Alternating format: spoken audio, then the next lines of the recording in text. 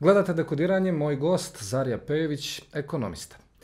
Gospodine Pejoviću, sveukupna slika u javnosti, a i među ljudima koji se bave biznisom je da su porezi dosta visoki, da rastu, a uporedo sa tim raste i javni dug. Kako to objašnjavate? Prvo bih bio slobodan da vam se zahvalim na pozivu i da kažem da smo u jednom vrlo inspirativnom i simboličnom ambijentu ovdje okruženi knjigama, a nekako to jeste simbolično u periodu jačanja desnice i populističkih pokreta, jer knjiga je uvijek bila nosioc svjetlosti i uvijek su se takvi neki prilično desničarski pokreti nastojali da se obračunaju i sa idejama i sa znanjem. Ne samo desničarski, svi ekstremni totalitarni pokreti su se ponašali na sličan način. Najdrastičnije je bilo ono spaljivanje knjiga još u nacističkoj Njemačkoj i definitivno ono što našem društvu treba, a to je povratak toga akademskog i znanstvenog u politički diskurs. Dakle, što se tiče te činjenice kako su rasli porezi i poreske stope, a kako je rastao, dakle, nivo duga, dakle, treba se vratiti u period 2006. 7. 8. godine, odmah nakon referenduma, kada je Crnu Goru zahvatila jedna globalna finansijska plima, dakle, koja je prije svega bila usmjerena, taj sredstva su bila usmjerena prema nekretninama. Nije to bio fenomen samo za Crnu Goru, to je jednostavno bio globalni fenomen zahvaljujući niskim kamatnim stopama federalnih rezervi Sjedinjenih država u dužem periodu. I tada je došlo do velikih prihoda za budžet Crne Gore i taj budžet je, dakle, ti javni rashodi su uvećani u vrlo kratkom periodu za godinu, 2 dana za gotovo preko 100%. Prema tome, to je dovelo do jednog uvećavanja javnih rashoda na jedan neodrživi nivo i kada se desila ta globalna kriza 2009. godine koja je Crnu Goru prilično pogodila, mi smo te godine imali čak i najveće strane direktne investicije, meni se čini nekih 900 miliona eura, smo imali recesiju skoro 5%, što govori o lošim kapacitetima crnogorske privrede, njenoj slaboj diverzifikaciji. Nakon toga trebalo je održavati taj nivo potrošnje koji kad jedan put kad ga postavite, kasnije tu potrošnju jako teško smanjivati. Stope su povećavane i vrlo interesantno je ovo što ste konstatovali, ako su stope povećavane, a ako je baza rasla prema Mostatu, jer smo mi u čitavom tom periodu imali stalan jedan privredni rast, osim 2012. godine kada je bila recesija. Čak ja sam u analizi javnog duga utvrdio da ako se uporedi privredni rast Crne Gore 2014. 2017. u Crnoj Gori on je bio skoro, mislim, nekih 20%, dok je u Kini bio niže. Dakle, mi smo prema Mostatu i Kinu pretekli, da tako kažem, sa tim privrednim rastom, pri čemu nismo imali u tom periodu neku visoku inflaciju, pa da to pravdamo inflaciju, šta više, imali smo neke niske stope inflacije.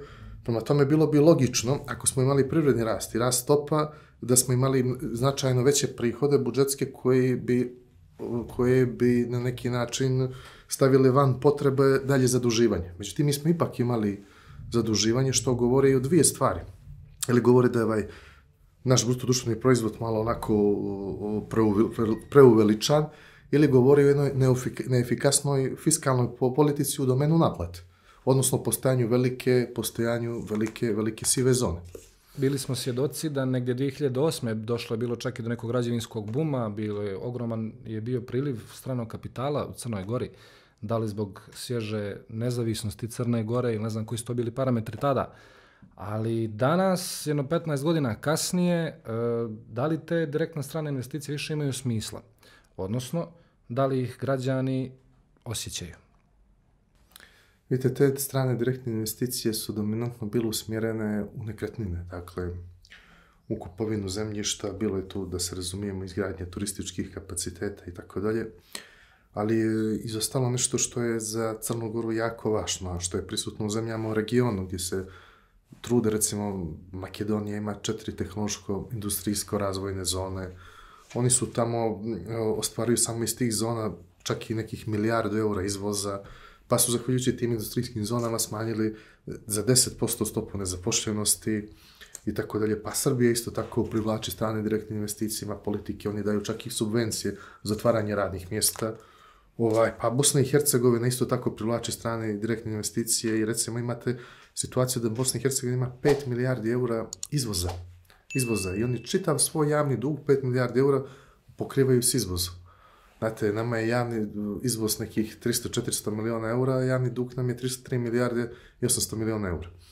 Dakle, Crna Gora je trebala da se, ne može čitava Crna Gora da živi od turizma. Dakle, industrija je stvorila savremeno društvo. Grad je nastao kao kategorija zahvaljujući industrializaciji. Neki gradovi u Crnoj Gori teže mogu, ajde tako kažem, biti orijentisani prema turizmu. Prema tome, potrebno je bilo, posebno za sjever Crne Gore, privući te strane direktne investicije u proizvodnju. Pozvati naše, recimo, organizovati, ja sam o tome govorio i pisao, organizovati neke forume u Lombardiji, u Milanu, u sjeveru Italiji, u Minhenu, u Bavarskoj, tražiti od naših euroatlantskih partnera da investiraju, da naprave neke kapacitete u Crnoj Gori, da nam pomognu, da dođe investitor. Ja vjerujem da je postojala volja da se naprave industrijske zone, pa čak i da se da, eto, i poneka subvencija za otvaranje radnog mjesta, eto, i da se i takva nekakva mogućnost ponudi, da bismo mi uspjeli da nas imamo i veću zapošljenost, a onda industrija stvari takozvani, to se zove spillover efekat. Ako vi otvorite neki kapacitet, onda će on generisati neku tražnju, pa će se otvoriti još neka proizvodnja koja će zadovoljavati potrebe toga kapaciteta, pa se onda stvara jedno pritisak na tržište rada, traže se inženjeri, stručni inženjeri, traže se stručni ekonomisti i tako dalje, pa se oni zapošljavaju u nekim firmama, pa se mladi ljudi naslanjaju, dalje šire se ti reprodukcioni lanci, svoje biznesi mogu da naslone na te firme i tako dalje. Ali to nije rađeno dovoljno i mene je nejasno zašto to nije rađeno. I ponekad se ja stvarno pitam da li se u ovoj Crnoj Gori na siromaštvo gleda kao na neki substrat, znate, na koji kad nakapate jednu kap identitetskih podjela, čak i dobijete neku političku dinamiku, kako kaže profesor Milan Popović, dinamiku ništavila dobijete. Dakle, to je po meni ključno pitanje. Gledamo li mi na siromaštvo u Crnoj Gori kao na jednu političku pretpostavku ili gledamo na problema? Siromaštvo, nažalost, je problem Crne Gore. Ono je 2008. godine u riziku od siromaštva u Crnoj Gori prema Mostatu bilo nekih 4,5% ljudi. Sad je u riziku od siromaštva nekih 23,4% ljudi. To su podaci, dakle, za 2018. godinu. Ti će se podaci dalje pogoršavati, vjerovatno sa ovom krizom, nezapošljenošću i tako dalje i tako dalje. Crna Gora ima velike socijalne razlike i to stvara jedno društvo koje ne može biti sretno i koje je ovako puno različitih frustracija i koje se artikulišu na politički način, ovakav ili onakav način. Pomenuli ste sjever Crne Gore koji je, nažalost, postao sinonim za siromaštvo. Da li je moguće da sjever Crne Gore jednostavno ne može da se oživi, odnosno koliko je teško dovesti neke ljude koji će otvoriti možda neke fabrike, zaposliti ljude i samim tim će se oživjeti kompletan sjever Crne Gore, domaćinstva će imati više novca u svom budžetu, a samim tim će se puniti i budžet države Crne Gore. Sjever Crne Gore zahtjeva posebnu pažnju države. Dakle, glavnina investicija, kad je u pitanju javnih investicija na sjever Crne Gore, bio je taj projekat autoput. Autoput se završava u Kolašinu. Dakle, dobro bi bilo ako bi taj projekat mogao ovako ili onako da se nastavio, on je izuzetno skup i već je opteretio javne financije. U kojoj mjeri će taj projekat imati utjecaj na razvoj sjevera? Znate, da vi imate na sjeveru neke razvijene već privredne kapacitete koje iziskuju, pa bi taj autoput bio, da tako kažem, neka olakšica da se stigne do luke, bar i tako dalje, pa da se napravi taj produžetak, da se poveže sa Srbijom, to bi nešto značilo. Ovako je pitanje značaja. Upravo je država trebala, po mom mišljenju, na ovakav način da kroz strane direktne investicije pomogne sjeveru Crne Gore da valorizuje sve tvoje kapacitete. To su energetski kapaciteti. Sjever Crne Gore je smješteno šumsko bogatstvo. Crna Gora je jedna od prilično bogata šumskim bogatstvom, Pa se postavlja pitanje, pa je tamo ljekovito bilje, pa je tamo poljoprivredna proizvodnja, pa se postavlja jedno pitanje, znate zašto recimo nisu napravljeni neki istraživački centri vezano za inovativne proizvode drveta, inovativne proizvode ljekovitoga bilja. Ako bi nešto se tu i iznašlo, možda bi to omogućilo nekom našem domaćem proizvođaču da postane inovativan i da bude lider sa nečim na tržištu i tako dalje. Da je postojalo, ono što je kaže, da ima volje, ima i puta, moglo se više. Da je organizovan otkup poljoprivredne proizvodnje, apsolutno je država garantovala cijene određene, mi bismo imali mnogo veće poljoprivredne kapacitete. Mi smo se sad sjetili, tako u vremenom krize, kažemo kupuj domaći. Da smo vidjeli da je taj proizvod domaći malo skuplji, zato što su se domaći proizvođači morali da se orijentišu kad niš market strategije, idu na veću cijenu proizvoda koji nudi određene specifičnosti i kvalitete, ali za to morate i da platite. Vi ne možete sa crnogorskog poljoprivrednog proizvođača da tražite se on preko noći preorijentiše na masovno tržište i tako dalje. Sjever Crne Gore ima značajna rudna bogatstva, i moglo se mnogo više, zatim tu su bile neke fabrike, primjera radi, eto recimo Vunko u Bijelom Polju. Ajde, ćemo pričamo o poljoprivredi i stočarstvu. Zašto ne bi postala fabrika koja se bavi preradom vuna u Crnoj Gori? Zašto ta fabrika ne bi recimo sklopila sa nekom od NATO armija recimo dogovor da proizvodi određenu odjeću? A što bi trebala da pomogne crnogorska država i tako dalje? Pričamo sad onako slobodno i fleksibilno razmišljamo. Nekad je u Beranama postojala Polinka koja je proizvodila prehrambene proizvode, preradu voća, radilo povrće i tako dalje. Zašto danas opet ne bi takva fabrika postojala? Zašto ne bi imali jednu jaku razvojnu banku koja bi podržala? Zašto se stalno bježi od toga da država bude ponekada investitor onda kada tržište nema kapaciteta da prepozna, odnosno domaći investitori nemaju kapaciteta, znanja, sredstava da prepoznaju mogućnost iz inostranstva investitori nisu zainteresovani. Zašto takvu jednu razvojnu banku ne bi imali? Zašto privatno-javno partnerstvo? Molim vas, dozvolite, evo, imali smo izgradnju autoputa. Nekada je u vremenu socijalizma u Pljevljima postojala cementara. 50 miliona eura se uveze cement u Crnu Goru. U Pljevljima postoje rezerve Laporca. Zašto se ta cementara nije prije nekoliko godina napravila? Ona bi zaposlila čak i na stotine radnika bi zaposlila prema nekim podacima iz Privredne komore. Zašto se to nije uradilo? Zašto se čeka da dođe investitor? A onda se opet imamo konstatacije da investitori među ostaloga neće da dođu zbog prisutne korupcije u Crnoj Gori. Prema tome, dozvolite, konstatujemo se da nalazimo u jednom začaranom krugu korupcije koja proizvodi siromaštvo koje opet ne može da mobiliše sredstva, ni znanje da bi investiralo i mi se nalazimo u tom nekakvom začaranom krugu. Evo, vi ste u samo 5 minuta dali toliko dobrih predloga da je logičnih prije svega kako bi moglo sve da krene naprijed. Ali imamo drugu stranu priče. Ljudi na sjeveru fakat je da su nezaposleni, ali imamo na drugoj strani opterećenu državnu upravu u kojoj mislim da se govori o brojici od 40.000 ljudi koji tamo rade. I onda dolazimo u situaciju kao što je ova sada gdje imamo krizu i vlada je najavila smanjenje primanja. Koliko će se to odraziti na ekonomski sistem Crne Gore? Vidite, vi treba da imate solidnu, jaku administraciju. Ako zaista idete u proces evropskih integracija i sad je tu pitanje naravno kvantiteta, kvaliteta, o tome bi se moglo govoriti. Što se tiče smanjivanja zarada, pazite, vi kad počnete da smanjujete zaradu, vi ćete da smanjujete potrošnju. Kad počnete da smanjujete potrošnju, onda dođe do pada rasta. Pada privrednog rasta. Kad počne da pada privredni rast, vi opet morate da režete potrošnju i ulazite upravo u taj jedan, opet da kažem, jednu drugu vrstu začaranog kruga. To je nažalost posljedica činjenica da smo mi upravo zaduživanjem generisali privredni rast. Ali ga tim zaduživanjem nismo učinili održivim. U smislu da danas Crna Gora ima neku održivu proizvodnju. Nažalost, mi i dan danas imamo one iste boljke koje su dijagnostifikovane prije one krize 2008-2009. godine koja je Crnu Goru, kako su sad govorili, onako potrefilo neočekivano, nezasluženo i s neba je palo. Dakle, sve te boljke su bile prepoznate i bilo je 10 godina vremena da se one riješi, da se diverzifikuje privreda, da ona ne zavisi isključivo od turizma.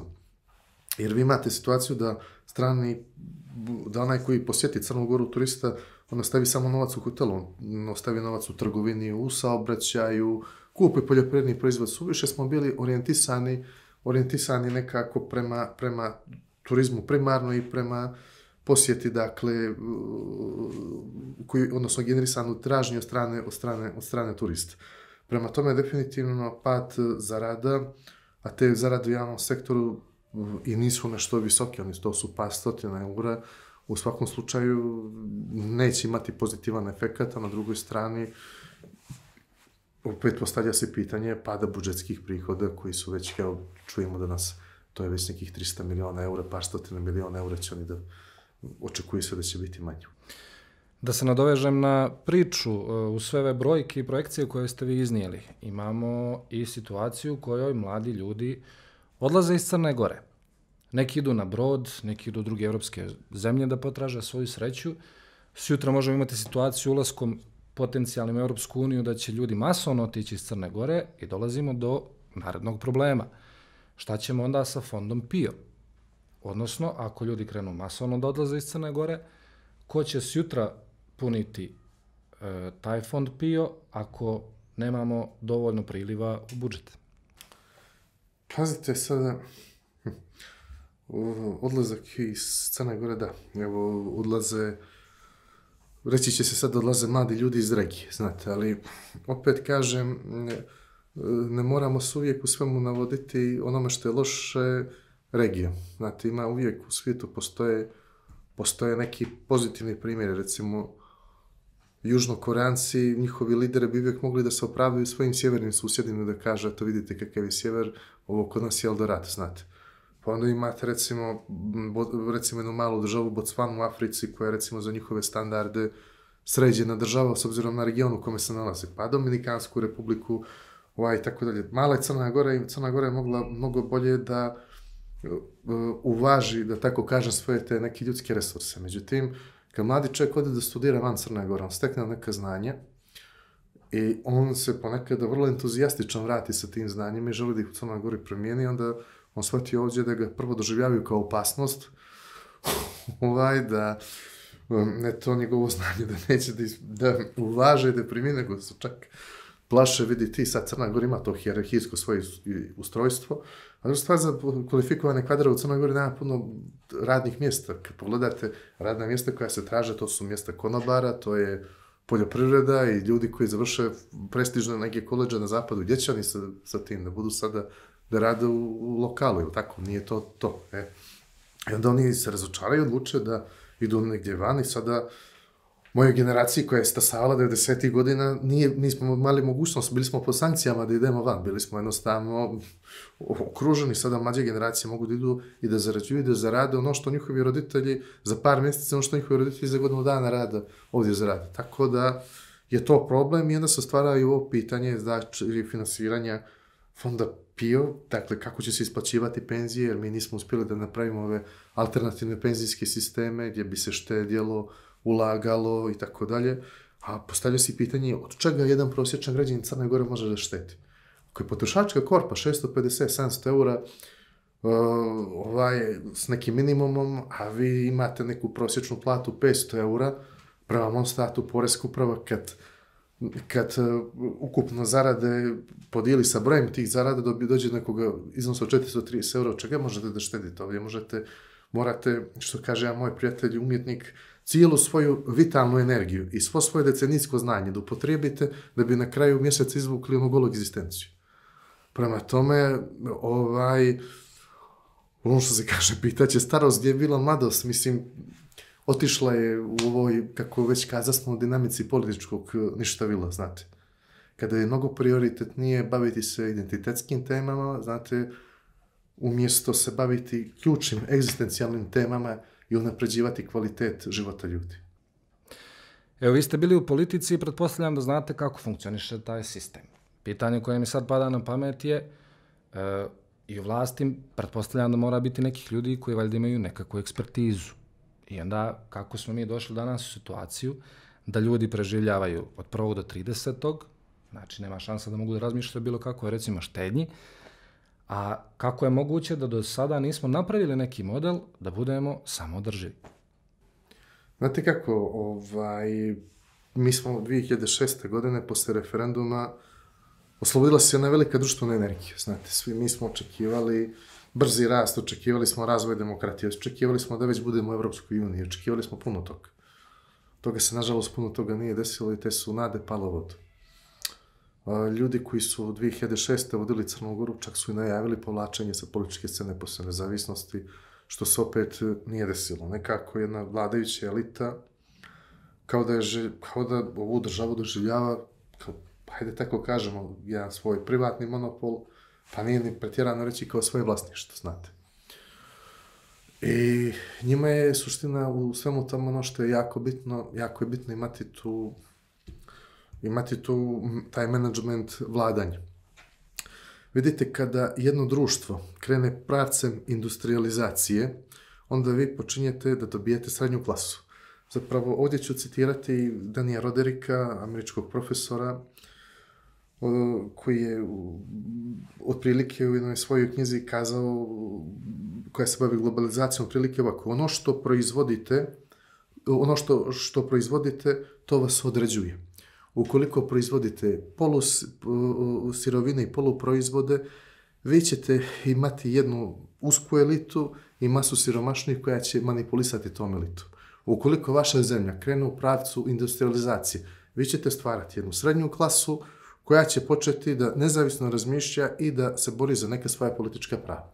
Zato je mnogo važnije imati čitav taj sistem državne administracije tako širok, kao što smo konstatovali, gdje radi 60.000 ljudi u javnom sektoru, nad kojim ćete imati kontrolu, razumijete, političku, nego imati jedan jaki privatni sektor gdje će ljudi osjetiti taj neki duh nezavisnosti i tražiti neka svoja politička prava. I mnogo je bolje imati ono što kažu lumpen proletarijat, koji je pokazali su 30. godine jako prijemčiv za desničarske ideje, pa imati tu stalnu crnogorsku srpsku klackalicu, nego pričati o ovim jednim konkretnim temama. Vi ste kazali da sam ja iznio mnogo ideja, dakle, ovdje vam neće niko zahvaliti za to što ćete iznijeti ideje. Ovdje ćete zbog ideja dobiti progon i marginalizaciju. Znate, u Crnoj Gori je jako to bitno da ako uđete u mainstream, da isključite glavu i da slušate što vam se kaže i još ako potpisujete što vam se kaže, da ste ovako idealan kandidat.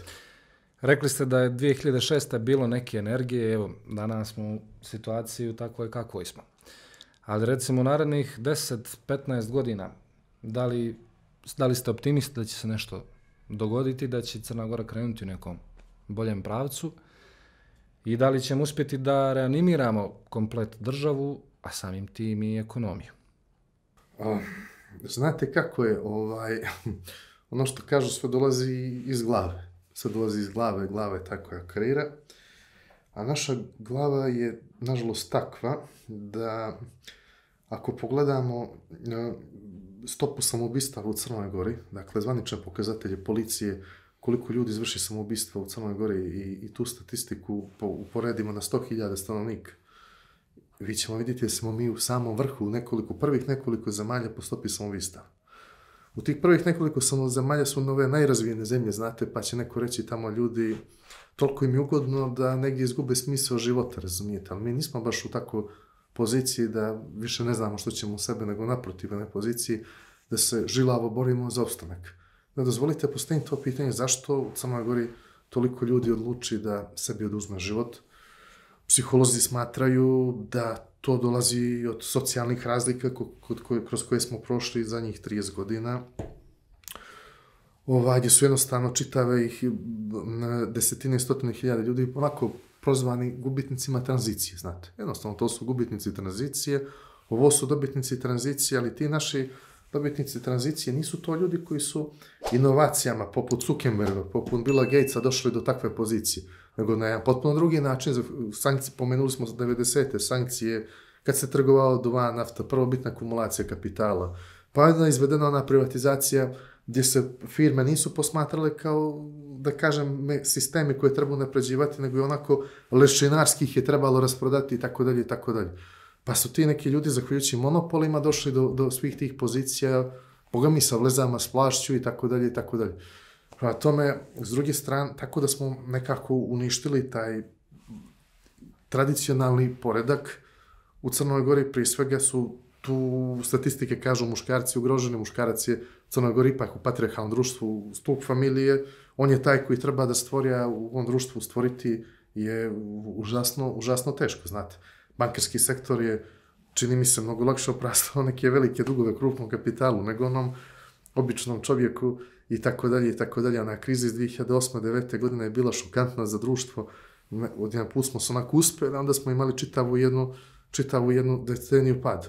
Onda, pored toga, crnogorsko društvo je visoko hijerarhizovano. Znači, ako vi niste prvi u organizaciji, u firmi, u partiji, u ministarstvu, pravo da vam kažem, vi se i ne pitate ništa. Vi se ne pitate. Pa čak i ako nešto pametno kažete, neko će uzeti onu vašu ideju i otići s njom i to je onaj momak tamo i tako dalje i tako dalje.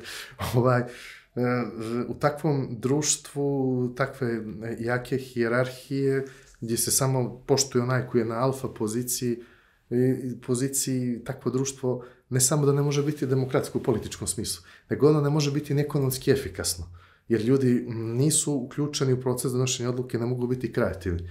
I to pokazuju nalazi i analize. Recimo, profesor Milenko Popović je uradio po meni jedno najznačajnijih dijela što se tiče crnogorske ekonomije, privredni razvoj Crne Gore, gdje bi naš privredni rast trebao da se objašnjava makar sa 34% učešća inventivnosti. Ostatak su kapital i rad. Naš privredni rast se objašnjava 96% sa učešćem kapitala i rada, a svega 4% sa inventivnošću. Ima tu, da se razumijemo, činjenice su u Crnoj Gori u zadnjih 50 godina, 60 godina socijalizma investiralo, ulagalo, ali ima i ovog odsustvo te nekakve kulture, organizacije, demokratske kulture i tako dalje. Prema tome, kad me pitate kako vidim, da ste me pitali prije 15 godina kako vidim Crnu Goru, bilo bi to mnogo neki svjetliji tona. Sad iskreno se budem i kao čovjek pričamo sad individualno, kad me ljudi pitaju što, kako, ja kažem, vidi, planiraj, pokušaj da razmišljaš na nivou 24 časa. To je kako ćeš proći dan, a dozvoli sutrašnjem danu da brine o samome sebe. Mislim da je to čak i evanđelska poruka, naprosto, čak ja mislim i državna administracija funkcioniše na isti način, do duše. To funkcionisanje 24 časa, koji ću da kažem malo u jednom kritičkom kontekstu, odsustvo bilo kakve vizije i strategije, ali da zaključim, ja se plašim da razmišljam o Crnoj Gori u narednih 10 godina, jer imajući u vidu zadnjih 10 godina političke degradacije, progona, diskriminacije, svih onih ljudi koji misle u ovoj zemlji različito, pravo da vam kažem, ne znam što možemo da očekujemo. Ušli smo u jedno stanje prilične političke radikalizacije, artikulacije, socijalnih frustracija kroz nacionalistizam i populizam, i to je jako opasno. To je jako opasno. Ljudi ne razumiju da je Crna Gora toliko fragilna, kao jedna multinacionalna sredina, da vrlo lako ti međunacionalni odnosi mogu biti poremećeni do nivoa da ih vi teško možete više izgraditi da budete funkcionalna država, znate. Lakše rastaviti nego sastaviti.